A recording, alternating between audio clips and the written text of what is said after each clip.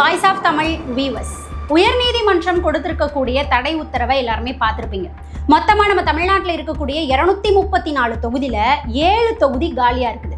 அதிமுகல இருந்து 6 எம்எல்ஏக்கள் அவங்களுடைய எம்எல்ஏ பதவியை ராஜினாமா பண்ணிட்டு தாவேக்கால இணைந்துட்டாங்க அப்படின்றது நம்ம எல்லாருக்குமே தெரியும். அண்மையில தான் 2 விஜயபாஸ்கர்களும் இணைந்திருந்தாங்க.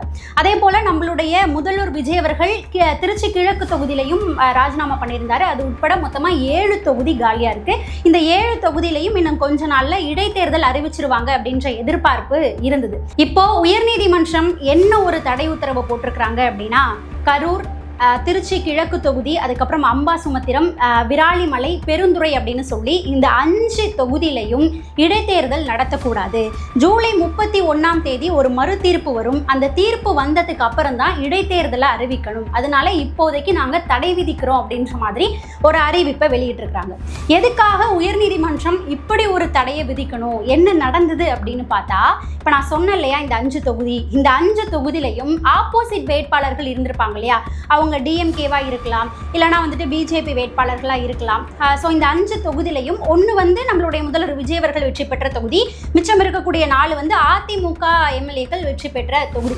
ஸோ அந்த 5 தொகுதியிலையும் ஆப்போசிட்ல இருக்கக்கூடிய வேட்பாளர்கள் உயர்நீதிமன்றத்தில் மனு தொடர்ந்துருந்தாங்க, வழக்கு தொடர்ந்துருந்தாங்க. என்னன்னா, அவங்களுடைய வெற்றி ஏற்றுக்க முடியாது, அதில் ஏதோ போலியான சில வேலைகள் நடந்திருக்குது, கவுண்டிங் மிஸ்டேக் இருக்கலாம், இல்லைனா அவங்களுடைய வேட்பாளர் மனு கொடுத்துருப்பாங்க இல்லையா, அதுலேயே பல தவறுகள் இருக்கலாம். அதனால அவங்களுடைய வெற்றியை எதிர்த்து வழக்கு தொடர்ந்திருந்தாங்க.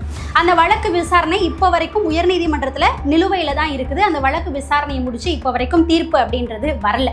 ஸோ இப்படி இருக்கக்கூடிய நேரத்தில் நீங்கள் இடைத்தேர்தல் வச்சிங்க அப்படின்னா, அப்போ புதுசாக ஒரு எம்எல்ஏ ஜெயிப்பாங்க. இடைத்தேர்தல் வைக்கும்போது புதுசாக ஒரு எம்எல்ஏ ஜெயிப்பாங்க. இப்போ ஒருவேளை அதுக்கப்புறம் நீங்கள் இடைத்தேர்தல் வச்சு ஒரு எம்எல்ஏ ஜெயிச்சதுக்கு அப்புறம் உயர்நீதிமன்றத்தில் வழக்கை விசாரித்து ஆல்ரெடி ஜெயிச்சவங்க கிடையாது, எதிரில் உள்ளவங்க தான் வின்னர் அப்படின்ற மாதிரி அனௌன்ஸ்மெண்ட் கொடுத்துட்டாங்கன்னா, அப்போ ஒரு தொகுதிக்கு 2 எம்எல்ஏக்கள் அப்படின்ற மாதிரி ஏகப்பட்ட குழப்பங்கள் ஏற்படுவதற்கான வாய்ப்புகள் இருக்குது. அதனால கோர்ட்டில் விசாரணை முடிஞ்சு அவங்க தீர்ப்பு கொடுக்குற வரைக்கும் இடைத்தேர்தல் வைக்கக்கூடாது அப்படின்ற மாதிரி உயர்நீதிமன்றம் இப்போ உத்தரவை போட்டிருக்கிறாங்க. ஸோ ஜூலை 31ஆம் தேதி இந்த விசாரணை அப்படின்றது நடக்கும். அதுக்குள்ளே நடத்தி முடிச்சிருவோம். அப்போ நாங்கள் தீர்ப்பு சொல்லுவோம். அதுக்கப்புறம் இடைத்தேர்தலை பற்றி முடிவுகளை வெளியிட்டுக்கலாம் அப்படின்னு சொல்லி தேர்தல் ஆணையத்துக்கு உயர்நீதிமன்றம் உத்தரவை போட்டிருக்கிறாங்க. இது சார்ந்து முதல்வர் விஜய் அவர்களுடைய தரப்புல இருந்தும் உயர்நீதிமன்றம் விளக்கத்தை கேட்டிருக்கிறாங்க. அதே போல தேர்தல் ஆணையத்தினுடைய தரப்புல இருந்தும் விளக்கம் கேட்டிருக்கிறாங்க. விசாரணை முடிஞ்சதுக்கு அப்புறம் ஜூலை 31ஆம் தேதி தீர்ப்பு வரும் அப்படின்னு எதிர்பார்க்கப்படுது.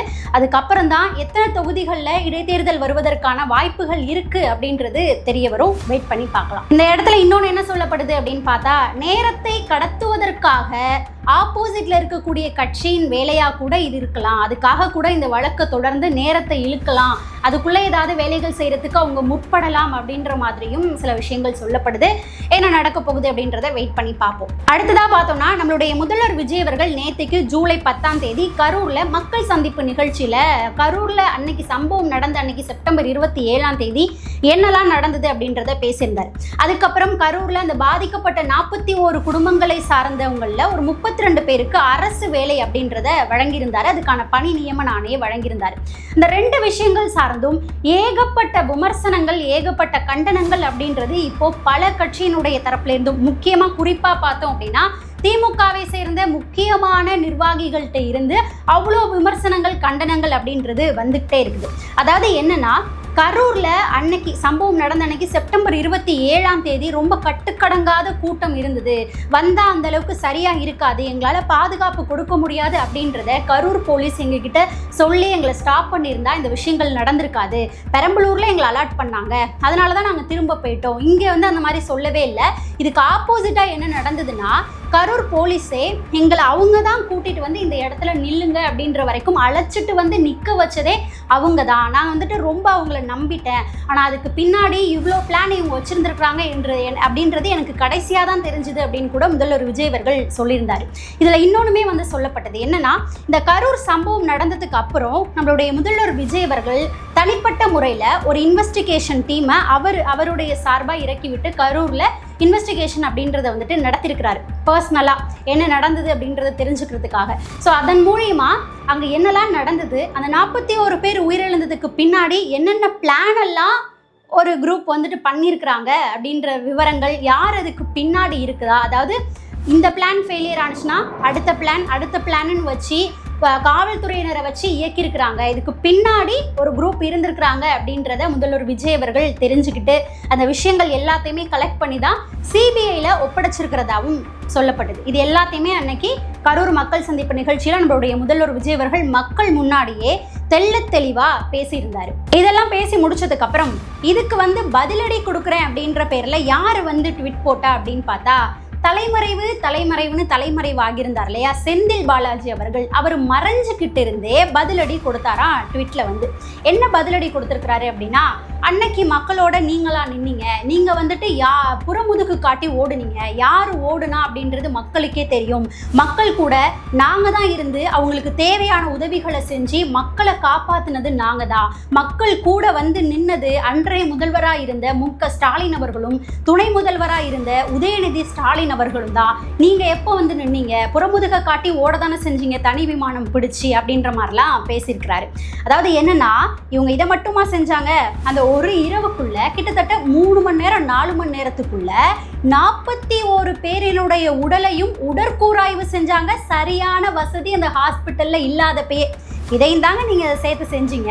ஸோ சிபிஐயும் விசாரணை செஞ்சுட்டு இருக்கிறாங்க. என்ன உண்மைகள் அப்படின்றது கூடிய விரைவில் வெளியில வரும் செந்தில் பாலாஜி அவர்களே அப்படின்றதான் இந்த இடத்துல நாம பதிவு பண்ணிக்கிறோம். இதுல இன்னொன்று நீங்க நோட் பண்ணி பார்த்தீங்க அப்படின்னா தெரியும், திமுகவை இந்த கரூர் விஷயம் சார்ந்தா இருக்கட்டும், மற்ற ஏதாவது தாவேக்காவை விமர்சிக்கிறதா இருக்கட்டும், முதல்ல இறக்கி விடப்படுறது திமுகல இருந்து அப்படின்னு பார்த்தா செந்தில் பாலாஜி அவர்கள், சிவசங்கர் அவர்கள், முன்னாடி ஏவா வேலு அவர்களும் பேசிக்கிட்டு இருந்தார். அதாவது முதல்வர் விஜய் அவர்கள் யார் மேலெல்லாம் இப்போ வழக்கு தொடர்ந்து விசாரணையை லஞ்ச ஒழிப்புத்துறை ஆரம்பிச்சிருக்கிறாங்களா, அவங்க செஞ்ச ஊழல்லாம் வெளியில கொண்டு வந்திருக்கிறாங்க, ஓகேவா, யார் மேலெல்லாம் விசாரணைகளை ஆரம்பிக்கிறாங்களோ, சரி மாட்டிக்கிட்டோம் நம்மளே இறங்கி பேசுவோம் அப்படின்ற மாதிரி இறங்கி பேசிட்டு இருக்கிறாங்க. அவங்களுடைய அதாவது திமுகவினுடைய அந்த ஃபேமிலியை ப்ரொடெக்ட் பண்றதுக்காக இவங்க எல்லாரும் இறக்கி விடப்பட்டு பேச விடப்படுறாங்க அப்படின்ற மாதிரியான பேச்சுகளும் போயிட்டு இருக்கு. இந்த வரிசையில இப்போ சிவசங்கர் அவர்களும் நம்மளுடைய முதல்வர் விஜய் அவர்கள் கரூர்ல பேசினதை குறித்து பேசியிருக்கிறாரு. என்ன சொல்லியிருக்கிறாருன்னா, நம்ம முதல்வர் விஜய் அவர்கள் ஒரு நினைவு சின்னம் தமிழக வெற்றி கழகம் சார்பா கரூர்ல வைக்கப்படும், அதை பார்க்கும் பொழுதெல்லாம் நம்ம நினைவுபடுத்திக்கிட்டே இருக்கணும், அரசியல் காரணங்களுக்காக மக்களுடைய உயிர்ல இந்த மாதிரி விளையாடக்கூடாது, அதை நம்ம ஞாபகப்படுத்திக்கிட்டே இருக்கணும், அதுக்காக ஒரு நினைவு சின்னம் நம்மளுடைய தாவைக்கா சார்பாக வைக்க போகிறோம் அப்படின்ற மாதிரி முதல்வர் விஜய் அவர்கள் பேசியிருந்தார். இதுக்கு ஒரு பதிலடி சிவசங்கர் அவர்கள் கொடுக்குறாராம். என்ன கொடுக்குறாராம், அதாவது ஆல்ரெடியே கரூர் சம்பவத்துக்கு உங்களுடைய முதுகு தான் ஒரு நினைவு சின்னமாக இருக்குது, நீங்கள் புறமுதுகு காட்டிட்டு தான் ஓடுனீங்க அப்படின்ற மாதிரிலாம் சில விஷயங்களை பேசி வச்சிருக்கிறாரு. அவருடைய ஊழல் பண்ண குற்றச்சாட்டுகள்லாம் எடுத்து வச்சு அதுக்கு இன்னைக்கு வரைக்கும் ஒரு பதில் கூட வரல. அவர் இந்த மாதிரிலாம் எடுத்து வச்சு பேசிட்டு இருக்கிறாரு. அடுத்தபடியாக பார்த்தோம் அப்படின்னா டிடிவி தினகரன் அவர்கள் இருக்கிறார் இல்லையா, அவர் சில விஷயங்கள் எடுத்து வச்சு பேசியிருக்கிறாரு. அடுத்ததாக பார்த்தோம் அப்படின்னா அதிமுகவை சேர்ந்த மூத்த தலைவர் ஒருத்தர் இருக்கிறார் இல்லையா, ஜெயக்குமார் அவர்கள் இருக்கிறார் இல்லையா, அவர் சில விஷயங்களை பேசியிருக்கிறாரு. என்ன பேசியிருக்கிறாருன்னா, உங்களுடைய சொந்த பணத்துல 1 கோடியை எடுத்து அவங்களுக்கு கொடுக்க வேண்டியதானே, அரசு வேலையை நீங்க எப்படி கொடுப்பீங்க, தகுதியானவங்களுக்கு அரசு வேலை போய் சேராம நீங்க இப்போ போயிட்டு கொடுப்பீங்களா அப்படின்ற மாதிரி கேட்டிருக்கிறாரு.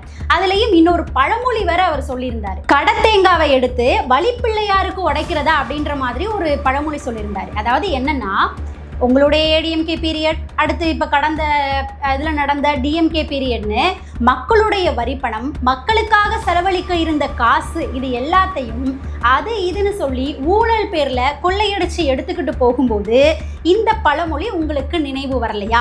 அதே போல கடந்த டிஎம்கே ஆட்சியை எடுத்துக்கலாமே, இந்த எக்ஸாம்ஸ் மூலமா அரசு வேலைகள் வழங்கப்பட்டாலும் அந்த அரசு வேலையில பாஸ் ஆனாலுமே உள்ள போறதுக்கு ஒரு குறிப்பிட்ட தொகை 5 லட்சம் 6 லட்சம் 10 லட்சம் இப்படி குறிப்பிட்ட தொகை வழங்கப்பட்டு தான் வாங்கிக்கிட்டு தான் அதுக்கப்புறம் அந்த வேலை வழங்கப்பட்டுச்சு அப்படின்ற குற்றச்சாட்டுகள் இப்போ வரைக்கும் இருக்குது.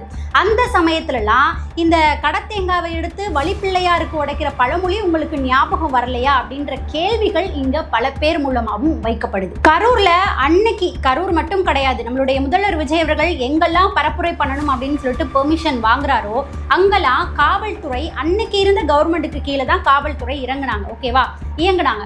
அப்போ அந்த காவல்துறை எப்படி செயல்பட்டாங்க, என்ன மாதிரியான பாதுகாப்பை கொடுத்தாங்க அப்படின்றத நாம எல்லாருமே பார்த்துட்டு தான் இருந்தோம். அதுக்கு அடுத்தபடியா தேர்தல் ஆணையம் உள்ள வந்ததுக்கு அப்புறம் தேர்தல் ஆணையத்துக்கிட்ட தாவேகா போயிட்டு கம்ப்ளைண்ட் பண்ணதுக்கு அப்புறம் அவங்க பரப்புரை மேற்கொண்டப்போ காவல்துறையினர் ரொம்ப சிறப்பான பாதுகாப்புகளை ஒரு சில இடங்கள்ல கொடுத்திருந்தாங்க. அதுக்கப்புறம் இப்போ நம்மளுடைய முதல்வர் விஜய் அவர்கள் முதல்வரா பொறுப்பேற்றதுக்கு அப்புறம் கரூருக்கு போகும்போது காவல்துறையினர் எப்படி பாதுகாப்பு கொடுத்திருக்கிறாங்க அப்படின்றது தெரியும். அப்ப மேல இருக்கக்கூடிய தலைமை தான் அதுக்கு காரணம். இப்போ யார் வந்துட்டு பரப்புரையை மேற்கொண்டு வந்தாலும் அங்க எவ்வளோ மக்கள் கூடுவாங்க அப்படின்றது உளவுத்துறை மூலமா அந்த அரசாங்கம் கணிக்கணும். அதுதான் வேலை, அவங்களோட வேலை. ஸோ அப்போ கணிக்கும் போது மக்களுக்கான பாதுகாப்பை அரசாங்கம் தான் கொடுக்கணும். இப்போ நம்மளுடைய முதல்வர் விஜய் அவர்கள் முதல்வராக ஆயிட்டாரு. அப்போ முதல்வருக்குன்னு ஒரு பாதுகாப்பு கண்டிப்பாக ரொம்ப உச்சபட்ச பாதுகாப்பு இருக்கும். இதுக்கு முன்னாடி அவர் வந்து முதல்வர் கிடையாது, நம்மளுடைய தளபதியாக தான், நடிகராக தான் வந்துட்டு இதுக்கு முன்னாடிலாம் பரப்புரை மேற்கொண்டுட்டு இருந்தார். அப்போ அவர் வந்து முதல்வர் கிடையாது. ஸோ முதல்வருக்குரிய பாதுகாப்பு அப்படின்றது உச்சபட்சமாக இருக்கும். ஸோ இதை வந்து நான் கம்பேர் பண்ணல. பட் இருந்தாலுமே ஒரு ரசிகர்களா நிறைய பேர் அவரை பார்க்க வருவாங்க அப்படின்றது அரசாங்கத்துக்கு தெரியும். அப்படி இருக்கும்போது மக்களினுடைய பாதுகாப்பை அவங்க அங்க உறுதி செஞ்சிருக்கணும். அப்போ விஜய் அவர்களுக்கு ஆப்போசிட்டா பண்றோம் அப்படின்னு சொல்லி மக்களுடைய பாதுகாப்புல என்ன மாதிரியான குறைபாடுகளை வச்சீங்க அப்படின்றத ஒட்டுமொத்த தமிழக மக்களுமே பார்த்துக்கிட்டு தான் இருந்தாங்க. இந்த இடத்துல செந்தில் பாலாஜி அவர்கள் ஒரு ட்வீட் போட்டார் இல்லையா, அதுவும் வெளியில வந்தெல்லாம் ட்வீட் போடலங்க, மறைஞ்சுதான் இருக்கிறாரு. இப்போ வரையும் ஒரு தலைமறைவா தான் இருக்கிறாரு. இன்னும் போலீஸ்ல ஆஜராகி விசாரணைக்கு கூட ஒத்துழைப்பு கொடுக்கல. விசாரணைக்கு ஒத்துழைப்பு கொடுக்கணும் அப்படின்ற நிபந்தனைகள்லாம் கொடுத்து தான் நீதிமன்றம் அவங்களுக்கு முன்ஜாமீனே கொடுத்தாங்க. இன்ன வரைக்கும் அவர் வந்து விசாரணைக்கு ஆஜராகல. இப்படி செந்தில் பாலாஜி அவர்கள் நம்மளுடைய முதல்வர் விஜய் அவர்களுக்கு பதிலடி கொடுக்குறேன் அப்படின்ற பேர்ல சில விஷயங்கள் பேசியிருக்கிறார் இல்லையா, அதுக்கு இந்த சைடு பார்த்தோம் அப்படின்னா நம்மளுடைய மின்வாரியத்துறை அமைச்சராக இருக்கக்கூடிய நிர்மல்குமார் அவர்கள் சில கேள்விகளையும் சில பதிலடியும் வந்துட்டு கொடுத்துருக்கிறாரு. என்னன்னா, SP Karur SP police officer எங்கள் கூட தான் வந்துட்டு இருந்தார் அந்த டைமில், அந்த சம்பவம் நடந்த டைமில் அப்போ இருந்தார். அப்போ அவருக்கே வந்துட்டு அந்த கொஞ்ச நிமிடங்களில் என்ன நடக்குது அப்படின்றதே தெரியல. இத்தனை பேர் இறந்துருக்குறாங்களா, இல்லை இத்தனை பேர் ஹாஸ்பிட்டலுக்கு போயிருக்கிறாங்களா, எத்தனை பேர் உடல்நிலை சரியில்லாமல் இருக்கிறாங்க அப்படின்றது தெரியல. அங்கே என்ன நடந்துட்டு இருக்கு அப்படின்றதே வந்துட்டு தெரியல. நார்மலாக தான் இருக்குது அப்படின்ற மாதிரி தான் எங்களுக்கு வந்து ரிப்போர்ட் கொடுத்துட்டு இருந்தாங்க. ஆனால் அங்கே அந்த சம்பவம் நடக்குது, 5 நிமிஷத்துக்குள்ள நீங்கள் சம்மந்தப்பட்ட ஹாஸ்பிட்டலில் போய் இறங்குறீங்க. அதுவும் எப்படி இறங்குறீங்க அப்படின்னா லைவ் கேமராவோட போயிட்டு இறங்குறீங்க.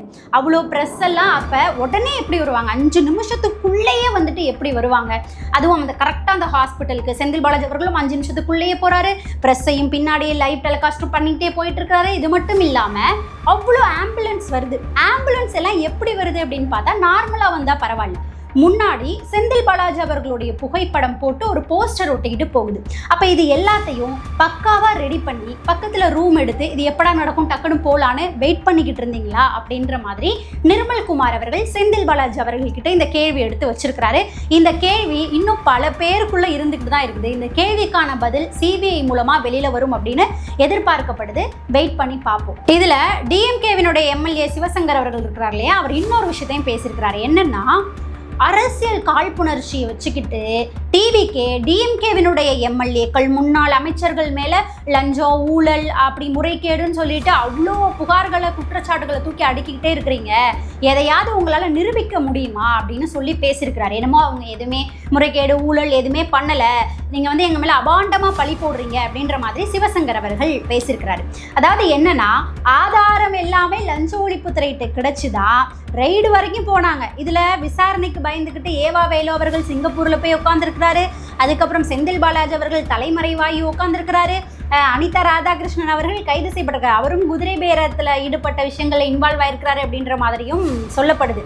ஓகேவா, இப்படி ஆதாரங்களை வச்சுக்கிட்டு லஞ்ச ஒழிப்புத்துறை விசாரணைக்கு அழைத்து சம்மன் அனுப்பி இவ்வளோ விஷயங்களை பேசிட்டு இருக்கும்போதே நீங்க இப்படி பேசுறீங்கன்னா கொஞ்சம் வெயிட் பண்ணுங்க, ஆதாரங்களோட எல்லா உண்மைகளும் வெளியில வரும். அடுத்ததா பார்த்தோம் அப்படின்னா, அண்ணாமலை அவர்கள் பி த லீடர்ஸ் அப்படின்ற ஒரு இயக்கத்தை ஆரம்பிச்சிருக்காரு அப்படின்றது நம்ம எல்லாருக்குமே தெரியும். ஸோ அண்ணாமலை அவர்கள் பி த லீடர்ஸ் அப்படின்ற இயக்கத்தினுடைய முதல் மாநாடை நாளைக்கு பொள்ளாச்சியில நடத்துறாங்க.